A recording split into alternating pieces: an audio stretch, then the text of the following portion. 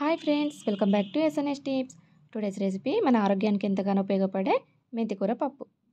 ఈ మెంతికూరను మన రోజువారీ డైట్లో చేర్చుకోవడం వల్ల కొలెస్ట్రాల్ని తగ్గిస్తుంది, బీపీని షుగర్ని కంట్రోల్ చేస్తుంది. అలాగే స్కిన్ హెయిర్ గ్రోత్కి కూడా చాలా బాగా ఉపయోగపడుతుంది. బ్లడ్ తక్కువగా ఉన్నవారు కూడా తీసుకోవడం వల్ల బ్లడ్ ఇంప్రూవ్ అవుతుంది. కాబట్టి మెంతికూరను మీరు కూడా రోజు తీసుకోండి. మెంతికూర పప్పుని ఎలా చేయాలో వీడియోని స్కిప్ చేయకుండా పూర్తిగా చూడండి. ముందుగా మెంతికూరను తీసుకొని ఇలా చిన్న చిన్నగా కట్ చేసుకొని ఇలా వాటర్లోకి వేసుకొని ఒక 2-3 సార్లు బాగా వాష్ చేసుకోవాలి. మెంతికూరలో మట్టి అనేది ఎక్కువగా ఉంటుంది కాబట్టి 2-3 సార్లు వాష్ చేసుకోవడం వల్ల మట్టి అంతా పోతుంది. ఈ విధంగా 2-3 సార్లు వాష్ చేసిన తర్వాత ఇలా ఒక జల్లెడ గిన్నెలోకి వేసేసుకోవాలి. అలాగే మిగిలిన మెంతాకును కూడా ఇందులోకి వేసుకోవాలి. ఈ విధంగా వేసుకొని పక్కన పెట్టుకోవాలి ఒక 5 మినిట్స్ వరకు. అంతలోగా వాటర్ అన్నీ ఇందులోకి పడిపోతాయి. తర్వాత ఇందులోకి కావాల్సిన పచ్చిమిరపకాయలని, ఉల్లిపాయ ముక్కల్ని కట్ చేసుకోవాలి. ఇందులో మనం కారం వేయట్లేదు కాబట్టి పచ్చిమిరపకాయలని కొంచెం ఎక్కువగా తీసుకోవాలి. అలాగే ఇందులోకి సరిపడా పెసరపప్పుని కానీ లేదా కందిపప్పుని కానీ మీకు నచ్చింది ఏదైనా తీసుకోవచ్చు. నేను పెసరపప్పుని తీసుకుంటున్నాను.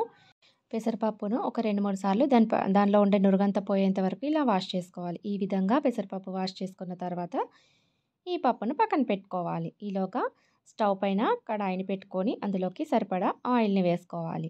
ఇలా ఆయిల్ వేసుకున్న తర్వాత కాగాక అందులోకి ఒక 1/2 స్పూన్ వరకు జీలకర్రను, 1 స్పూన్ వరకు ఆవాలను వేసుకొని చిటపటమన్న తర్వాత అందులోకి ఉల్లిపాయ ముక్కల్ని, అదేవిధంగా పచ్చిమిరపకాయ ముక్కల్ని కూడా యాడ్ చేసుకోవాలి. ఈ విధంగా వేసుకొని బాగా మిక్స్ చేసుకోవాలి.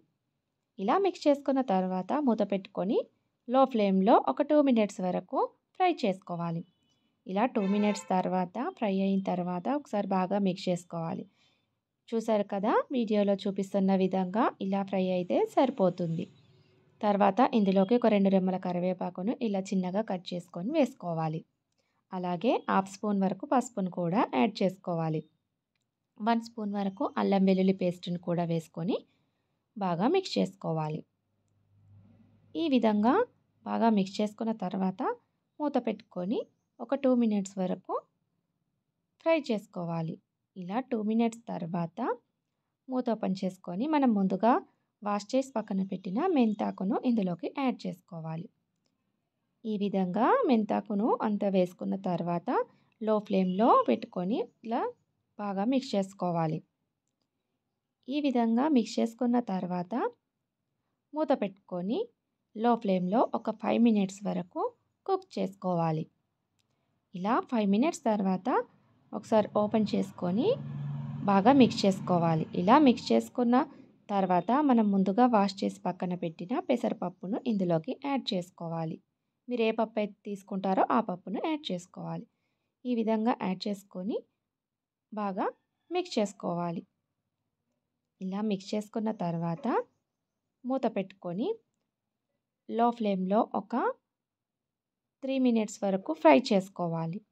ఇలా 3 మినిట్స్ తర్వాత మూత ఓపెన్ చేసుకొని మరొకసారి బాగా మిక్స్ చేసుకొని ఇందులోకి సరిపడా వాటర్ని వేసుకోవాలి. ఒకవేళ మీరు మెత్తగా కావాలనుకుంటే ఎక్కువ వాటర్ని వేసుకోవాలి. లేదా వక్కపప్పు లెక్క ఉండాలనుకుంటే మాత్రం కొన్ని వాటర్ని వేసుకొని పైన ప్లేట్లో వాటర్ని పెట్టుకొని మధ్య మధ్యలో కలుపుకుంటూ ఉడికించుకుంటే వక్కపప్పులాగా ఉంటుంది.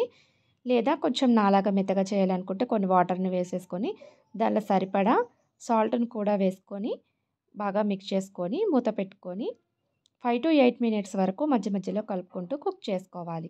ఇలా 8 మినిట్స్ తర్వాత మరొకసారి మూత ఓపెన్ చేసుకొని అందులోకి 4-5 ఎల్లిపాయలని ఇలా దంచుకొని వేసేసుకోవాలి. ఎల్లిపాయలు వేయడం వల్ల టేస్ట్ చాలా బాగుంటుంది. అలా ఆరోగ్యానికి కూడా చాలా మంచిది. ఈ విధంగా వేసుకొని బాగా మిక్స్ చేసుకోవాలి. మరొకసారి మూత పెట్టుకొని ఒక 2 మినిట్స్ వరకు కుక్ చేసుకొని స్టవ్ ఆఫ్ చేసుకోవాలి. ఇలా స్టవ్ ఆఫ్ చేసిన తర్వాత ఇందులోకి మనం సన్నగా తరిగి పెట్టిన కొత్తిమీర తరుగును యాడ్ చేసుకోవాలి. ఈ విధంగా వేసుకొని మిక్స్ చేసుకోవాలి. అంతే, ఎంతో టేస్టీ అయినా హెల్దీ అయినా మెంతికూర పప్పు రెడీ అయిపోయింది. మనము ఇందులో కారపొడిని వాడకుండా మొత్తం పచ్చిమిర్చి వేసి చేసాం కాబట్టి టేస్ట్ చాలా బాగుంటుంది. మీరు కూడా ఇలా ఒకసారి ట్రై చేయండి. ఈ మెంతికూర పప్పు వీడియో మీకు నచ్చినట్టయితే తప్పకుండా లైక్ చేసి, షేర్ చేసి, సబ్స్క్రైబ్ చేయడం మాత్రం అస్సలు మర్చిపోవద్దు. Thanks for watching.